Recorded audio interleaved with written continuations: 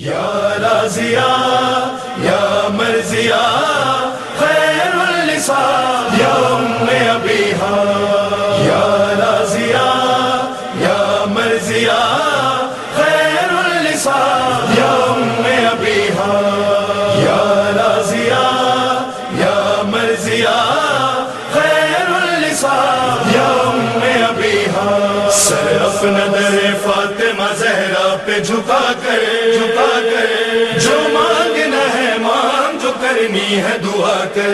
مومن کے ایمان اور اس کی ظاہری و باطنی حفاظت کے لیے بہت ضروری ہے، اس لیے کوشش کیجئے کہ نماز آیات سے مطلع رہا کیجئے، اور جب ضروری ہو جائے زلزلہ ہو، سورج گرہن ہو، سرخ آندیاں ہوں،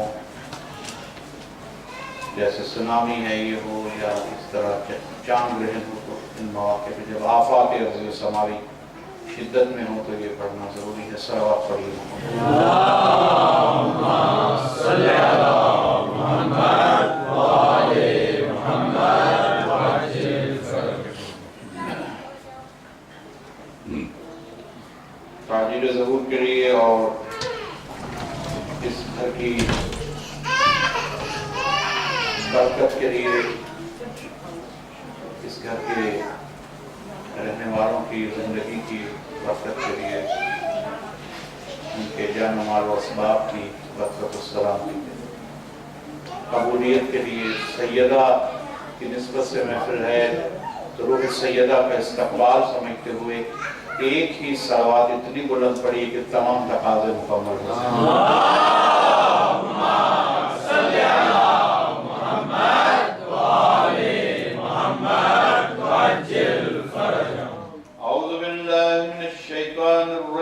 بسم اللہ الرحمن الرحیم. الحمد للہ الذی جعل الحمد مفتاحا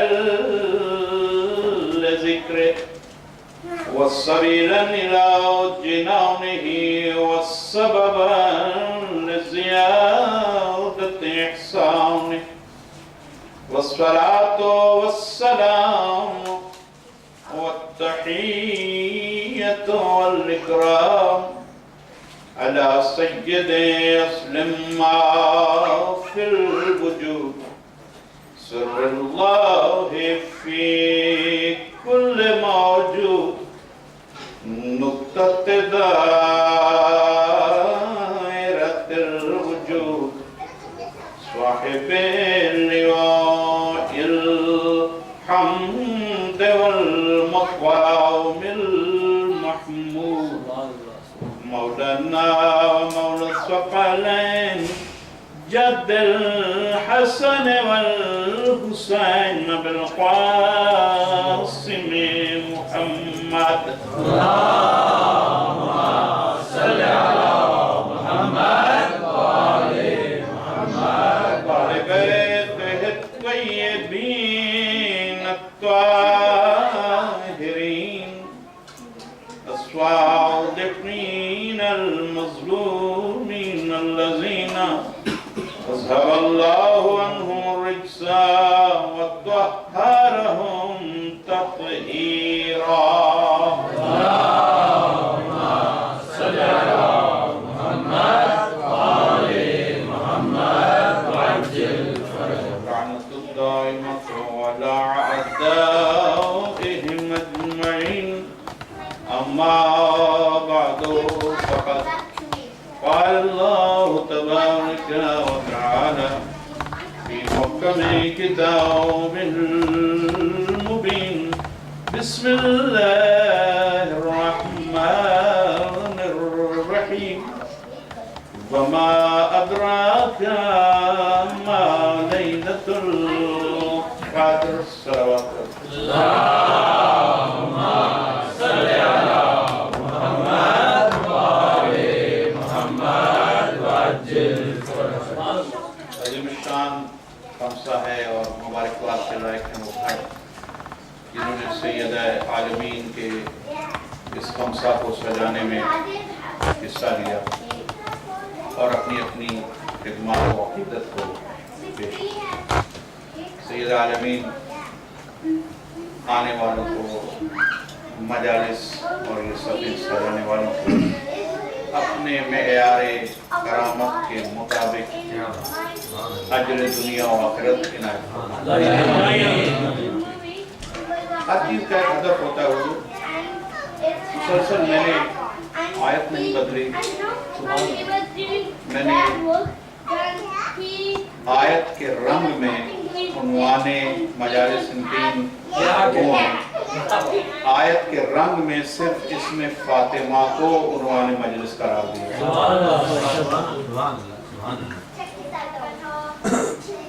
ہر چیز کا ایک مقصد ہے، ایک ہدف، ٹارگٹ۔ ساری زندگی مثالیں، کوئی شخص 40 سال 50 سال کاروبار بظاہر کاروبار کرتا رہے، مگر اسے یہ پتہ نہ چلے 50 میں برس تک 40 میں برس تک اس کا حاصل کیا ہے، تو وہ اس نے کچھ نہیں کیا۔ مجالس آل محمد بھی بغیر ہدف کے سننا کسی بھی مقصد تک نہیں پہنچا سکتا۔ یہ بات بہت اہم ہے، کاش ہر منبر سے پہلا فقرہ خطبہ علماء یہی پڑھیں سبحان اللہ سبحان کہ ہدف کے بغیر نہ عزاداری ہے، ہدف کے بغیر نہ مجلس ہے۔ مختلف لوگوں کے مختلف مشاغل ہیں، کچھ لوگ شام میں طلب جاتے ہیں، اللہ ان سے پناہ میں رکھے، کچھ لوگ تعیشات میں لطف لیتے ہیں، کچھ ڈرامہ دیکھنے چلے جاتے ہیں، کچھ سینما جاتے ہیں۔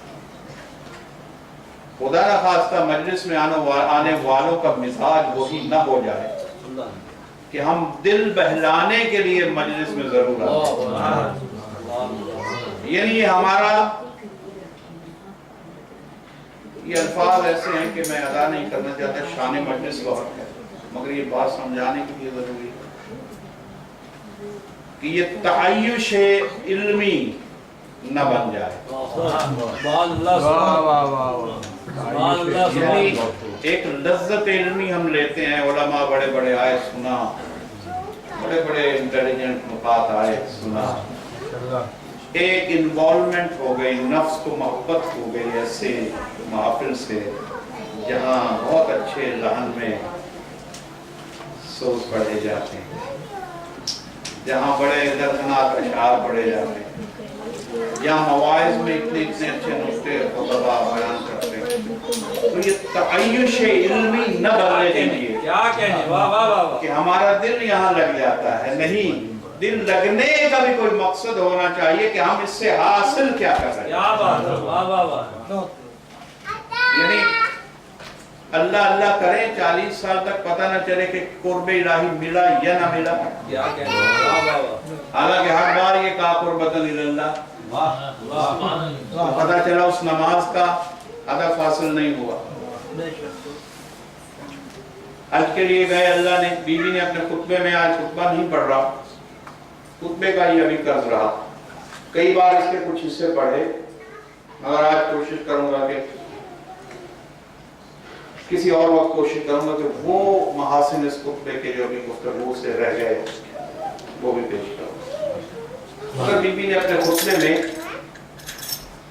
جب یہ کہا کہ اللہ نے ایمان کو کیوں خلق کیا، اللہ نے نماز کو کیوں خلق کیا، اللہ نے روزے کو کیوں خلق کیا، اللہ نے حج کو کیوں خلق کیا، اللہ نے ہماری امامت کو تم پہ واجب کیوں کیا، یہ سارے بی بی ہدف بتانے کے، یہ وہ ذات ہے جس نے قوم کو، قرآن پڑھنے والی قوم کو، حدیثیں پڑھنے والی قوم کو کہا کہ یہ سب کچھ تم کر رہے ہو، نمازیں پڑھ رہے ہو، مگر ہدف پہ تمہاری نگاہ نہیں ہے، میں آج چاہتی ہوں کہ ہدف بتا دو۔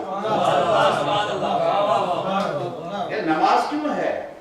ہدف کیا ہے؟ تزکیہ نفس، نفس میں تبدیلی آئے، اور اگر تبدیلی نہیں آ رہی تو گویا وہ نماز ہدف سے خالی ہو گئی۔ اور مجلس میں دو مقاصد کہ معرفت، پہلا مقصد معرفت، کبھی مت بھولیے، پہلا، اور کبھی نہ سمجھیے کہ ہماری معرفت مکمل ہو گئی، ابھی تک جبرائیل نے نہیں کہا۔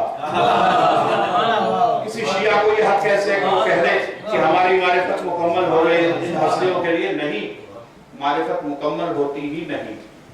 کئی زندگیاں مل جائیں پھر بھی کیوں کہا تھا کہ مولا 1000 زندگی ملے تو سر دیں گے؟ بتایا یہ تھا کہ ہر زندگی معرفت کی پیاس میں چلی جائے گی، اس لیے پھر ہر زندگی میں سر دینے کی خواہش برقرار رہے گی۔ یہ بھی معرفت کی تڑپ ہے، معرفت کی پیاس ہے، سیرابی کا نام نہیں ہے۔ ہر مجلس معرفت میں اضافہ کے لیے ہے، پہلا مقصد۔ دوسرا مقصد اس کی امپلیمنٹیشن، اس سے ہمیں کیا ہے؟ آیت اللہ العظمی سعید الحکیم، ان کے مجھے کچھ فقرات یاد آ رہے ہیں، کچھ علماء نے کوٹ کیے۔ ایک بار کہیں پاکستان میں جوانی کے اوائل میں آئے تو وہاں انہوں نے خطاب کیا ہے کہ مجھے بہت محبت ہے ان لوگوں کے سے جو فضائل علی و فاطمہ سن کے خوش ہوتے ہیں۔ بہت عظیم لوگ ہیں کہ جنہیں کہ مقدر میں یہ بات ہے کہ وہ ان فضائل کو سنیں اور خوش ہوں، مگر انہوں نے کہا کہ ان فضائل پہ خوش ہونے کا حق ہر ایک کو نہیں۔ یہ بات بہت عجیب ہے، ان فضائل کو سن کے خوش ہونے کا حق صرف اسی کو ہے جو ان فضائل سے کچھ کما لے، کچھ کمائے۔ اگر سنے خوش ہو رہا ہے مومن، ہدف کیا ہے؟ صرف خوش ہونا؟ ہدف یہ ہے کہ ثابت قدمی، ثبات قدم پیدا ہو راہ حق میں، ایثار اور ڈٹ جانے کی قوت پیدا ہو جائے راہ حق میں۔ مولا کے اس فضائل سے کمائیں گے یہ۔ سورہ دہر سنیے، بی بی نے، پانچوں نے، جناب فضہ ان پنجتن میں، سبحان اللہ، بے شک اس میں رسول نہیں ہے، یہ نہیں پنجتن ہے۔ یہ جو دعائیں، یہ جو سورہ دہر کے پنجتن ہے، اس میں رسول نہیں ہے، لیکن جناب فضہ ہیں پانچویں۔ 3 دن فقیر کو کھانا دیا، بہت خوش ہوئے ہم، اتنی روٹیوں کے بدلے اتنی آیتیں اتر آئیں۔ ہم نے کیا کمایا؟ جن کے لیے آیتیں آئیں وہ ان کے لیے آئیں، بے شک۔ ہمیں کیا ملا؟ ہمیں حق خوش ہونے کا تب ہے کہ جب ہم بھی طے کریں کہ قیامت تک، آخری سانس تک کوئی سائل ہمارے دروازے سے خالی نہیں۔ یہ ہے فضائل سے کمانا۔ یہ صرف نہیں ہے کہ خوش ہوں، سنیں، لطف لیں۔ اگر صرف لطف لے کر چلے گئے تو یہ صرف تعیش علمی ہے۔ علم سے لطف آتا ہے، نکات سے لطف آتا ہے، بس لیا اور پھر اپنی ڈگر پہ چل پڑے۔ صلوات پڑھیے۔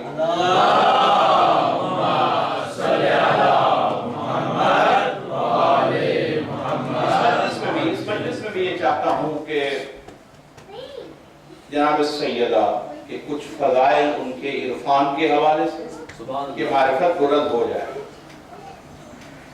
اور کچھ باتیں ایسی کہ اس بی بی کو کس کی پوری نسل میں امامت کو کیوں رکھا ہے،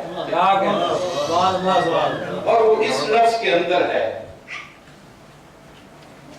اِنَّا أَنزَلْنَاهُ فِي لَيْلَةِ الْقَدْرِ وَمَا أَدْرَاكَ مَا لَيْلَةُ الْقَدْرِ۔ دیکھیے، یہ جو بی بی کا نام لیلۃ القدر ہے، شاید یہ حدیث اتنی بار پڑھی گئی ہے کہ آج یہ بتانے کی ضرورت نہیں کہ کیوں کہا جا رہا ہے ایسا۔ تفسیر میں معصومین نے، امام صادق علیہ السلام نے، امام موسیٰ کاظم علیہ السلام نے،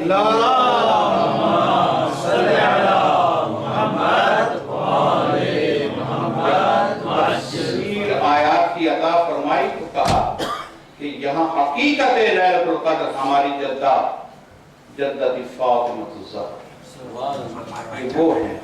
یہ بات ابھی تک ایک مشکل بنی ہوئی ہے سمجھنے کے لیے کہ لیل ایک وقت کا نام ہے۔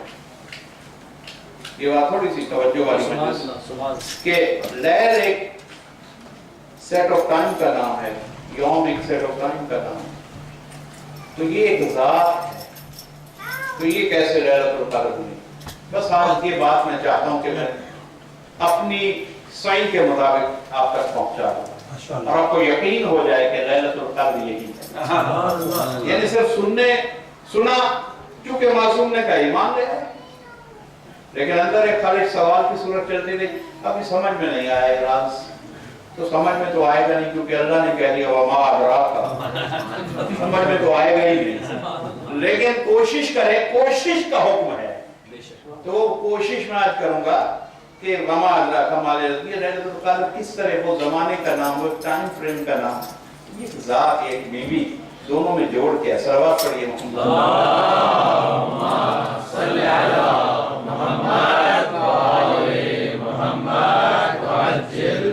मैंने इस आयत को सहारा बनाते हुए गुज़श्ता गुफ्तगू में जो अल्लाह खाना में हुई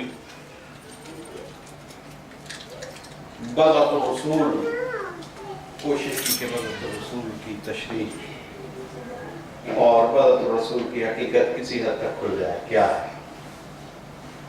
और रसूल के कितने हिस्सों की मालिक है। सुभान अल्लाह। आज उसे नहीं दोहरा रहा। आज ये बात कि लैलतुल क़द्र किस तरह, देखिए मासूमीन जितने हैं हमारे आइम्मा ताहिरीन पैगंबर, अजीब कैफियत है जब उनके फज़ाइल, आज फज़ाइल की मजलिस है, अय्याम फातिमिया है, क्योंकि शहादत गुज़र चुकी तो अभी इम्कान है कि हम फज़ाइल के साथ साथ मसाइल पढ़ सकते हैं, लेकिन चूंकि तय किया गया कि ये 20 जमात-उस-सानी को बीबी की विलादत है, तो उससे पहले तक अय्याम फातिमिया में गुंजाइश दोनों चीज की है, मगर मैं मसाइब नहीं पढ़ रहा क्योंकि हमने, मगर एक बात कहना चाहता हूं और वो ये कि एक उन्वान मेरे ज़हन में रखा गया था कि माँ के तौर पे बीबी का किरदार, तो किरदार तो बीबी का एक एक लम्हा सबक है कायनात के लिए, और बतौर माँ ही अगर फोकस कर ले तो एक अलग सिलसिला फज़ाइल समझ में आता है। बतौर बेटी देखें सुभान अल्लाह तो अलग बात खुलता है, बतौर शरीक हयात देखें तो अलग बात खुलता है, लेकिन मैं इस बात तक कि माँ, ये माँ बनी कैसे इतने मासूमों की, और फिर मासूमों को तरबियत देने का रंग क्या था, अगर वक्त हुआ तो वो भी अक्सर होगा, लेकिन मारिफत के लिए कौन सी माँ, कैसी माँ और इनकी माँ क्यों हुई। देखिए ये बात मैं तमहीदन अर्ज कर रहा हूं कि अभी मेरी गुफ्तगू नहीं शुरू, मैं आपको सिर्फ ये बातें इसलिए कह रहा था कि आप हदफ पे निगाह रखकर मजलिस में बैठे, इनवाइट कर रहा था नफूस को मजलिस की तरफ, हम मजलिस पढ़ूंगा, और वो ये कि देखिए कितने मासूम हमारे चाहता मासूमीन हो या अंबिया का जिक्र आ जाए, किसी भी अल्लाह के नबी का जिक्र, तो क्या होता है जब आप फज़ाइल सुनते हैं खुशी होती है, खुश होते हैं, अमीरुल मोमिनीन के फज़ाइल आए, नारे लगे, चेहरों पे मुस्कुराहट, राहत महसूस करता है। किसी और इमाम के फज़ाइल, इमाम ज़मान अजरल्लाहु तआला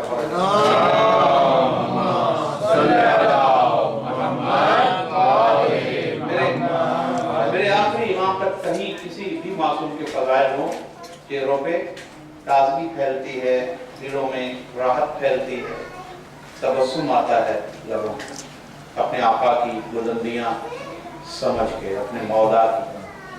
मगर मैं क्या कहूँ कितनी पुरदर्द हैं दो ज़ातें इन 14 में, पता नहीं किस तरह का दर्द छुपा हुआ है उनमें कि जनाब सैयदा हो या हुसैन हो, इनके फज़ाइल भी पढ़े जाएं तो अहले ईमान की आंखें आंसुओं से भर जाती हैं।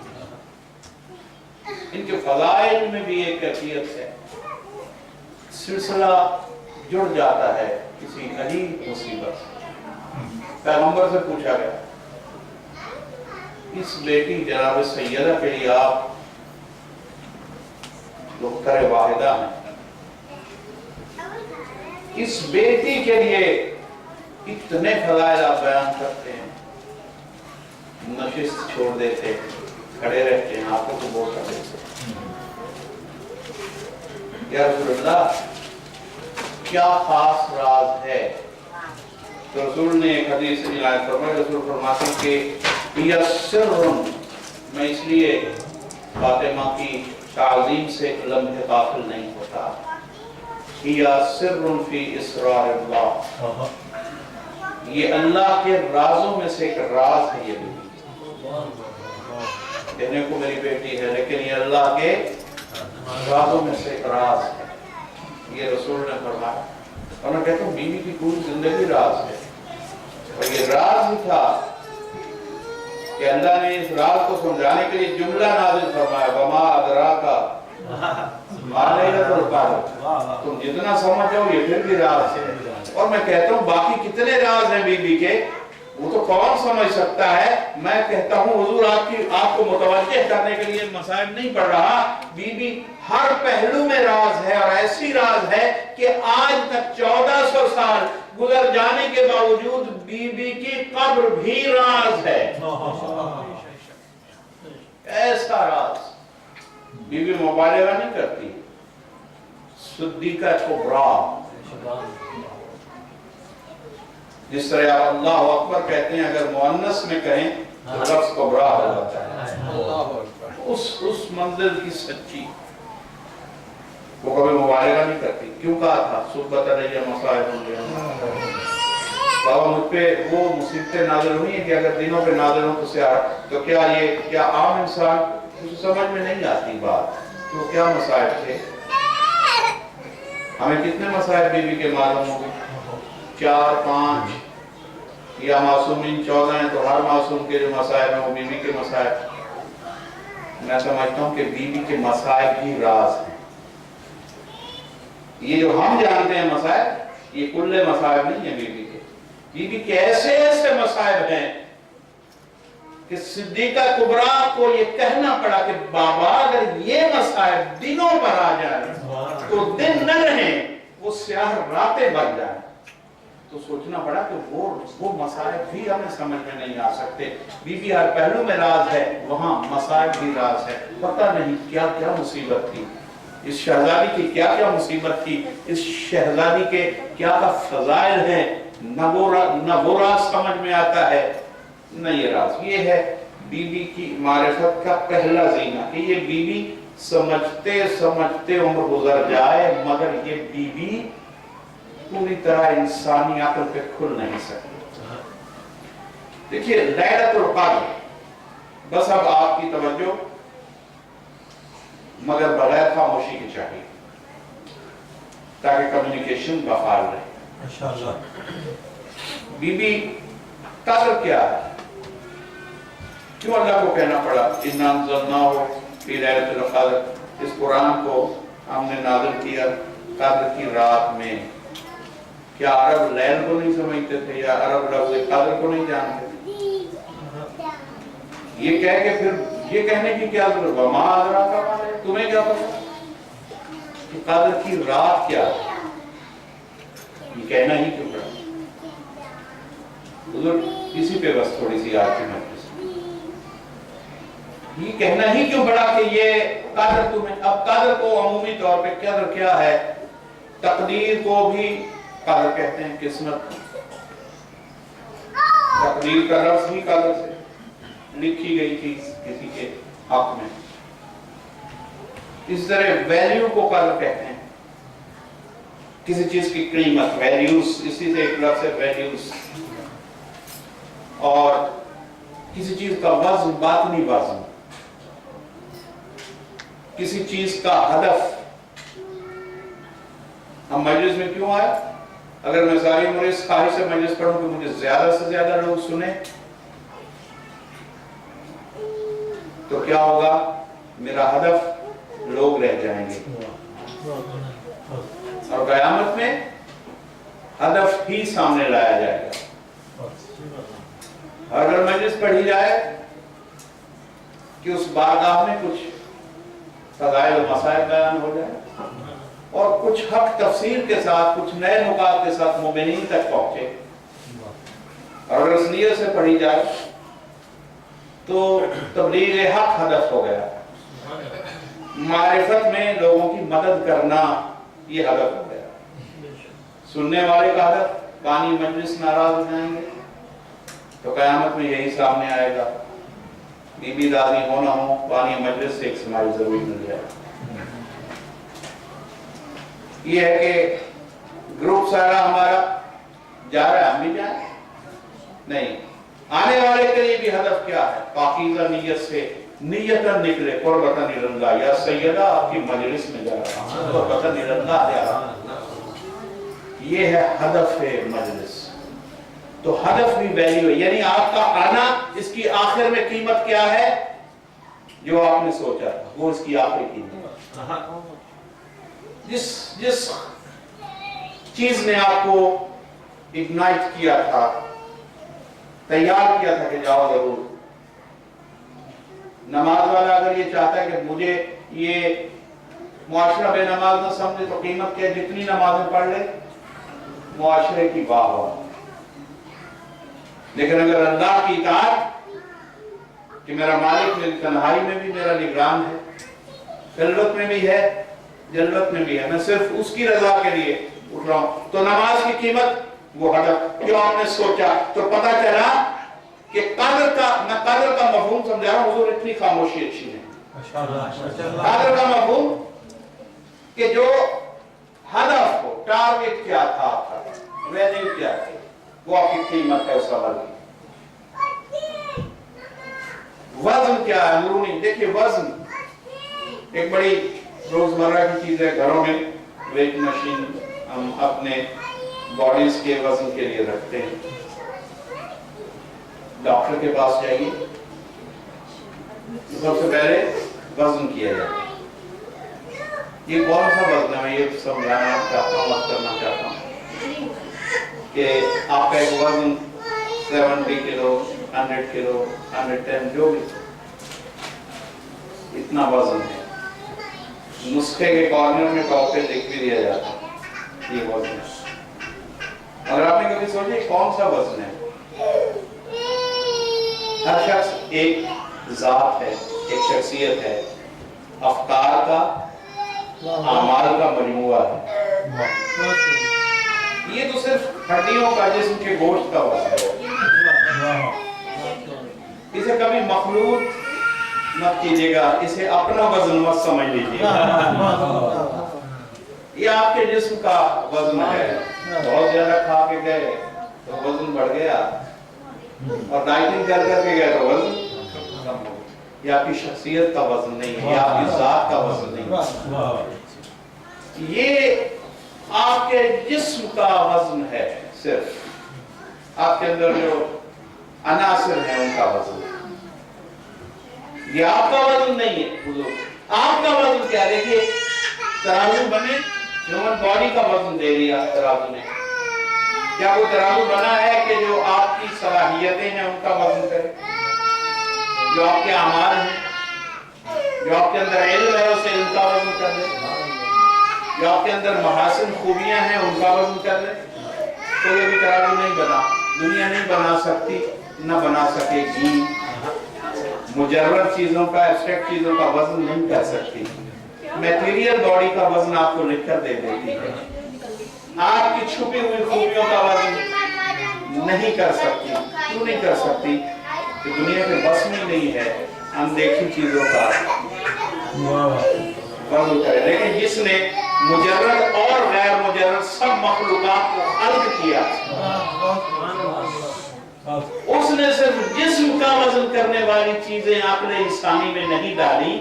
اس نے عقل انسانی کو سمجھایا کہ وہ چیزیں جن کی تم مشین نہیں بنا سکے, میں انہیں بھی توڑ سکتا ہوں. اور آواز بھی رسول کی زبان سے, یا علی انت لسان الاعمال, انت میزان الاعمال. یا علی اعمال کا اگر وزن کرنا ہو تو اس ترازو کا نام تیری ولایت.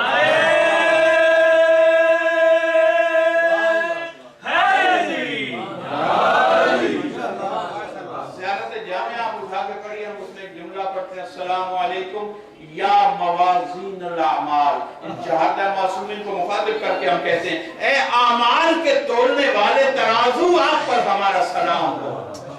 तो अमल नहीं कर सकता। देखिए क़यामत में भी लोग समझते हैं कि एक तराजू रखा होगा और मेरी नमाजों की गठड़ियां वहां जाएंगी। नहीं, ये नमाज भी उसी मीज़ान पर तुलेगी जिस मीज़ान का नाम है मीज़ान अली इब्न अबी तालिब। इल्म का वज़न तब तुलेगा जब बाब मदीनतुल इल्म से गुजरे हैं आप, शहर में गए हैं। इल्म का वज़न, सलाहियतों का वज़न, इबादतों का वज़न, सजदों का वज़न। कोई आलिम है, कोई शायर है, कोई खतीब है, ये सलाहियतें हम क्या कहते हैं, फलां शख्स ने कदर नहीं की, हालांकि आपको बिठाया, आपके जिस्म को बैठने की जगह दी, और क्या करता, आप भूखे थे, आपको खाना खिलाया, और क्या करता, भाई जिस्मानी जरूरियात उसने पूरी की। कल आप फिर भी कह रहे नहीं, क्योंकि आप आलिम थे, आप स्कॉलर थे, आप डॉक्टर थे, जो आपकी कदर होनी चाहिए थी उसे नहीं पहचाना। ज़ाहिरी जिस्म को तो उसने मराआत मुहैया की, जो आपकी हकीकी शख्सियत है उस कदर को नहीं पहचाना। जनाब यूसुफ नहीं उठे बाप के लिए, एक बार तख्त पे बैठे, तफसीरें क्या लिखी, क्योंकि दरबार में थे, बाबा आए, वालिदैन आए, किसी सबब से सहर हुआ या क्या, उठ नहीं सके, करोफर था दरबार का, कुछ उसका प्रोटोकॉल था। रोशनी की एक लकीर उभरी, उंगली से, अंगुष्ठ की शहादत से आसमान की तरफ चली गई। हैरान हुई, ये क्या था, बहुत बड़ा अमल हुआ। अंगुष्ठ से एक रोशनी की लहर उठी, लकीर उठी और आसमान की तरफ गई और फिर नहीं आई लौट के। जिब्राइल से सवाल किया, ये क्या था, कहा ये नूरे नबूवत था जो आगे नस्ल तक जाता है। आपने आज अपने वालिदैन की ताज़ीम को तर्क किया, तो अल्लाह ने ये फैसला किया कि आप तो नबी रहेंगे, क्योंकि इतना बड़ा गुनाह नहीं है, तर्क औला है, मगर अब आपकी नस्ल में कोई नबी नहीं रहेगा। तो देखिए ये जो एक कदर थी, एहतराम, किसी को उसकी कदर पहचानवाना, किसी बड़े के लिए उठना, ये अल्लाह को कितना अजीज है, कितना बड़ा, कितना सख्त फैसला हुआ वहां पे। अंबिया के मुकाबले में यहाँ इतने सख्त फैसले हो रहे हैं कि आप अगर ताज़ीम तर्क करेंगे, एहतराम तर्क करेंगे, तो अल्लाह नबी की नस्ल से नबूवत ले लेता है। तो कितनी अहमियत है कद्र वालिदैन को पहले पहचाने, और फिर हर बड़े, हर बुजुर्ग, हर साहब, क्या होगा, आप जब खड़े होंगे तो एहसास पैदा करेंगे कि इस आने वाले की ये कद्र है, इसके लिए हम खड़े हो। और ये सिर्फ आप उसकी कदर नहीं करवा रहे, अपनी कदर बढ़ा रहे हैं कि हम किस मंजिल अखलाक के मालिक हैं, हम किस मंजिल अखलाक के मालिक हैं। आप सिर्फ उसके लिए उसकी पहचान नहीं करवा रहे, बुनियादी तौर पे अपने नफ्स की पहचान करवा रहे हैं। सलावत पढ़िए,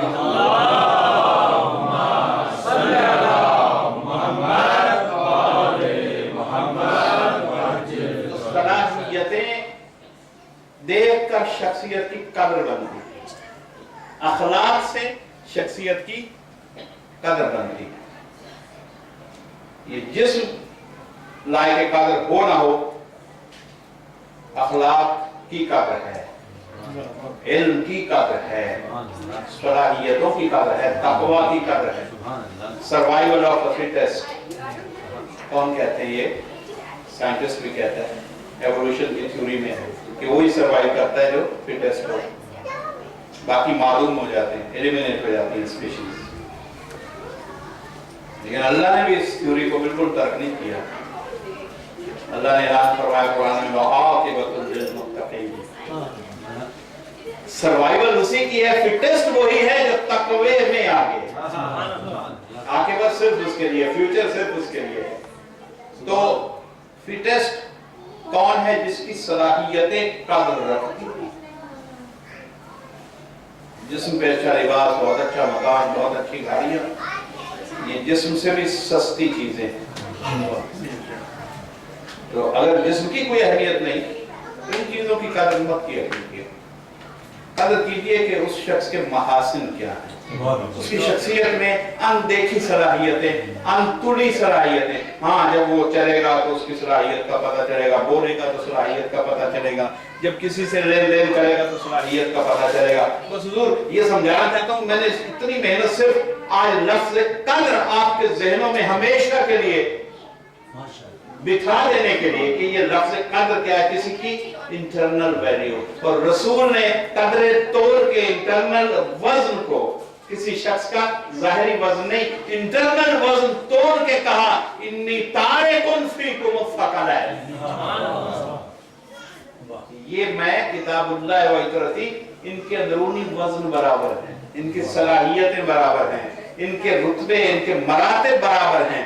जो कुरान है वही अहलुल बैत है, वही मेरी इतरत है, इसलिए इनका वजन तोड़ के एक बता रहा हूं। तो क्या बताइए कि ये जो कद्र है कुरान की, ये जो दफ्तीन में किताब की सूरत में कुरान है, क्या उसकी कद्र है?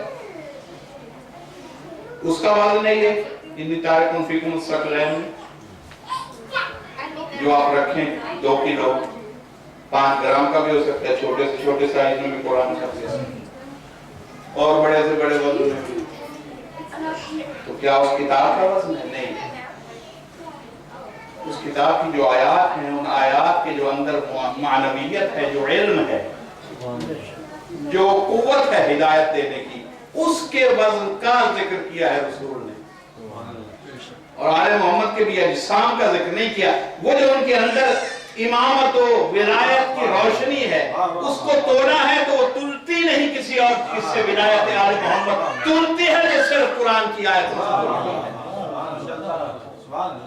सिर्फ कुरान की आयत में। अब ये बीबी देखिए, हर चीज मैंने शायद किसी मजलिस में अर्ज किया था, और मुझे यकीन है यहाँ किसी न किसी मुकाम की मजलिस में मैंने पढ़ा कि अहले फलसफा, अहले तदब्बुर ने भी हर चीज के 4 वजूद माने। शायद किसी के ज़हन में अगर ये सुना हो तो कनेक्ट कर जाए। मैं चाहता हूँ काश ये बातें आज की मजलिस भी इंशाअल्लाह अगली मजलिस तक भूल चुकी होगी, लेकिन ये कुछ नुक्ते याद रखा। 4 वजूद आपके लिए कई मसाइल का सोच के जरिया हल आसान हो जाएगा अगर ये चीजें याद रखें। एक होता है चीज का सौती वजूद, एक मकतूबी वजूद यानी लफ्जी मकतूबी, एक अक्ली ज़हनी वजूद और एक हकीकी वजूद। दुनिया की कोई चीज ले लीजिए, बादल ले लीजिए, पानी ले लीजिए, आग ले लीजिए, रोशनी ले लीजिए, हवा ले लीजिए। आपकी मिसाल से समझा देते हैं, पानी की मिसाल से समझाया जा सकता है, मिसाल को कोई भी दी जा सकती। अनासिर में लोहे की मिसाल ले लीजिए, फरिश्ते की मिसाल ले लीजिए, मखलूकात में हर चीज के 4 वजूद। नबी की, इमाम की मिसाल ले लीजिए। आपने लिखा कागज पे आग, ये उसका किताबी या मकतूबी लिखा हुआ वजूद। आप जब जाते हैं इंटरव्यू के लिए, वो कहते हैं हाँ ये बालों का ज्यादा वजूद पेश करने पड़ते हैं अपने। आप सामने खड़े हो, कह रहे नहीं अपना डॉक्यूमेंट आईडी दिखाइए। तो इतने बड़े वजूद के बाद भी अभी मैं आपके सामने खड़ा हूं, नहीं वो डॉक्यूमेंट ताकि आपकी जो चीजें आपके जिस्म में नजर नहीं आ रही, सलाहियतें आपकी डिग्रीज में लिखी हुई, सीवी दिखा रहे। तो सलाहियतें दिखाने के लिए हमने जेब में या पॉकेट में या बैग में, फाइल में एक अपना मकतूबी वजूद भी रखा है जिसका नाम सीवी। और किसी ने नहीं माना तो वो रख दिया, उसकी आंखें फैल रही। आप सिलेक्ट हो गए, सलावत पढ़िए।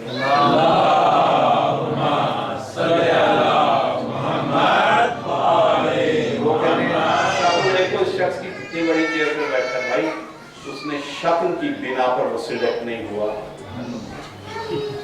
वो वहां गया है अपने मकतूबी वजूद की बिना पर। तो ये बातें बहुत तवील मौजूआत हैं, इनमें जाने के लिए बहुत वक्त चाहिए। मैं सरसरी गुजरना चाहता था।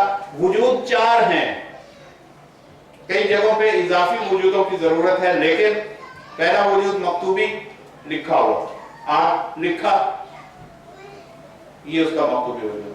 जुबान से कहा आग, ये उसका सौती आवाज का निदाई वजूद।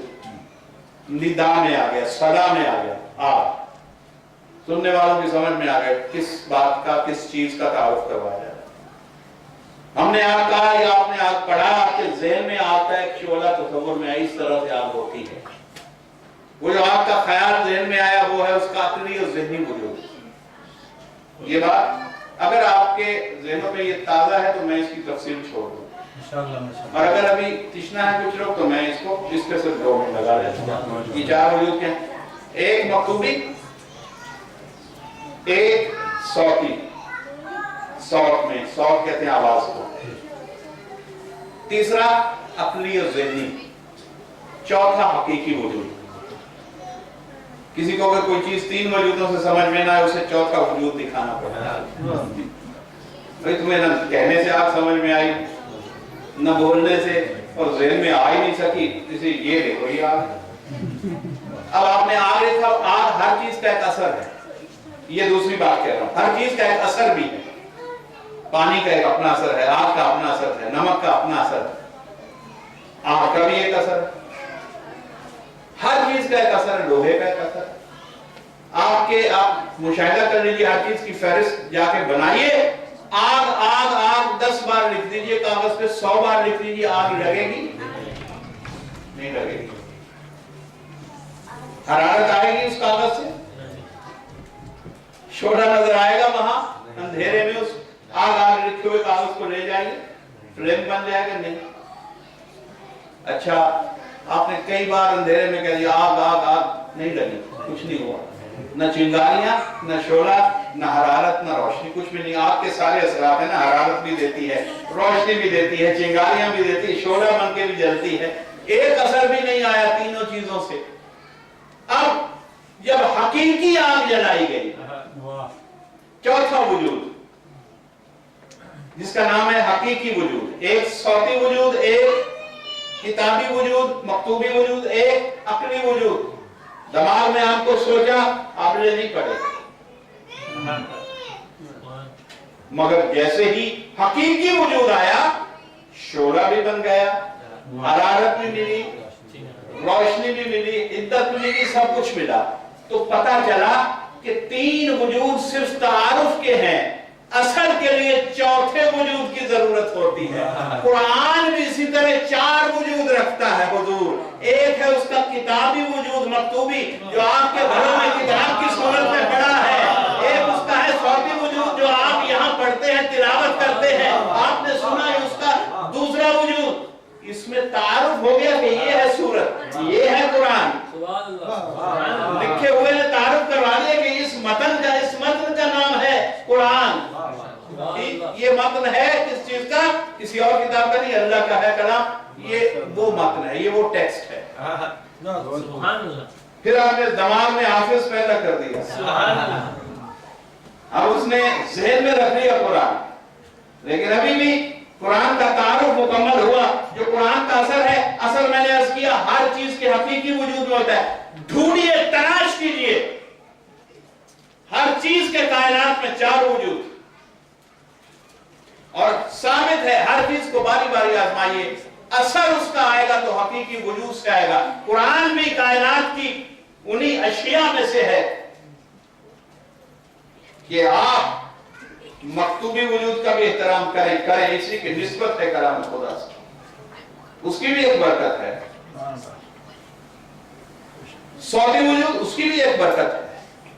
लेकिन जो आयतें क्लेम करती हैं, जो असर, मैं सब ज्यादा तफसील क्या कहती हैं, अगर ये कुरान नाज़िल हो जाए तो पहाड़ पर, तो वो है ना असर कुरान का। मुर्दे पे आ जाए कुरान तो जिंदा हो जाए। यहाँ तो मुर्दे को मारने के लिए सूरह यासीन पढ़ाई जाती है।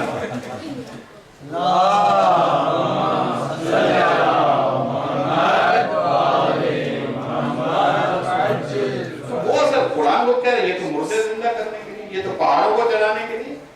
वो असर कहाँ? पता चला कि मकतूबी हम इस्तेमाल करते हैं, चाहते हैं हकीकी वाला असर, हम सौती इस्तेमाल करते हैं, चाहते हैं हकीकी। अब कुरान हमारे पास तो या सौती है, या हाफिज के पास है, या مکتوبی ہے، گھر میں دفتینوں میں رکھا ہے، یہ حقیقی وجود کیا ماننا پڑے گا کہ یہ تین وجود جو ہمارے پاس انٹروڈیوسڈ ہوئے ہیں قرآن کے، یہ قرآن حقیقت نہیں ہے۔ قرآن حقیقی کیا ہے؟ یہ قرآن سے پوچھتے ہیں۔ قرآن نے آواز دی سورہ شعراء میں، نزل بہ الروح الامین علی قلبک، اے رسول ہم نے اس قرآن کو پہاڑوں پہ نازل نہیں کیا، اوراق پہ نازل نہیں کیا، کتابی صفحوں پہ نازل نہیں کیا، ہم نے اس کو نازل کیا آپ کے قلب پہ۔ تو جہاں نازل ہوا ڈائریکٹلی اسی وجود کا نام ہے حقیقی قرآن۔ یہ تو اس کی نقول ہیں، نقلیں ہیں، کاپیز ہیں، اوریجنل ڈاکومنٹ نہیں ہے یہ۔ تو قلب رسول پہ نازل ہوا، آیا کہاں؟ قلب رسول پہ ہوا۔ تو یہ ہے حقیقی قرآن۔ سبحان اللہ سبحان اللہ۔ قلب رسول ہے حقیقی قرآن۔ فی صدور الذین اوتوا العلم، وہ صدور، وہ سینے جن کو مخزن علم بنایا گیا، قرآن نے آواز دی، ان سینوں کو قرآن سمجھو۔ اور رسول نے کہا پھر اگر میں محمد ہوں تو پھر اولنا محمد، اوسطنا محمد، آخرنا محمد، وکلنا محمد۔ ہم 14 ہیں، ہم 14 کے 14 محمد ہیں۔ یہ صرف ایک قلب قرآن نہیں ہے، یہ 14 قلوب قرآن ہے۔ اور اب بس ایک بات آپ کو انتہائی، آپ کی خاموشی ذرا اجنبیت پیدا کرتی ہے۔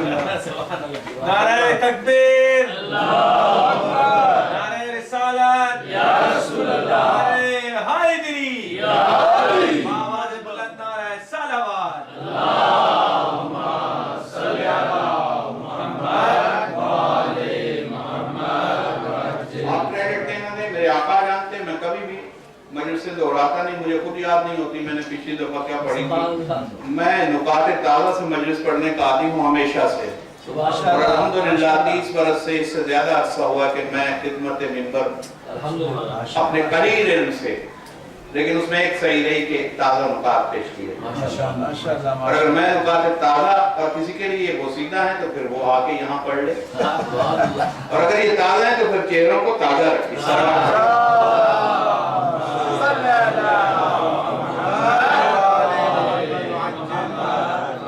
قرآن۔ اچھا اب ایک چیز، ہر چیز کو میں نے جیسے 4 وجود سمجھایا نہیں، یاد کروایا، آپ خود صاحب دانش ہیں، تاکہ مثالوں سے باتیں سمجھنا آسان ہو جاتی، ورنہ مہم میں رکھیں۔ اب ایک اور چیز کائنات کے حقائق میں سے کہ ہر چیز کو 2 چیزیں چاہیے، کب اور کہاں۔ یہ بہت اہم لفظ ہے۔ آپ نے کہا علامہ اقبال پیدا ہوئے، اگلا سوال کیا ہوا؟ کب پیدا ہوئے، کہاں ہوئے؟